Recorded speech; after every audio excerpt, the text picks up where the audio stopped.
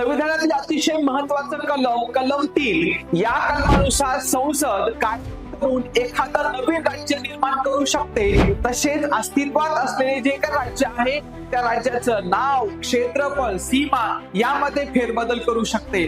असे करण्यासाठी राष्ट्रपतीच्या शिफारशीने संसदेमध्ये विधेयक मांडावं लागतं। हे विधेयक संसदेत मांडण्याच्या पूर्वी संबंधित राज्याच्या विचारासाठी पाठवावं लागत असतं आणि संसद त्यानुसार एक साध्या बहुमताने कायदा पास करत असते आणि ही प्रोसिजर पूर्ण होत असते।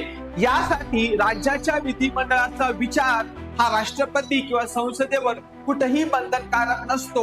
म्हणजे राज्याचं नाव बदलणे, त्याचं क्षेत्रफळ, सीमा किंवा त्याच्यापासून नवीन राज्य तयार करणे यासाठी राज्यांना कुठलाही अधिकार नाहीये। राज्याचं अस्तित्व मूलतः हे संसदेच्या इच्छेवर अवलंबून आहे। म्हणजेच आपल्या संविधानाने घटक राज्यांना सार्वभौमत्व किंवा त्यांच्या अस्तित्वाची हमी दिलेली नाहीये। Thank you so much.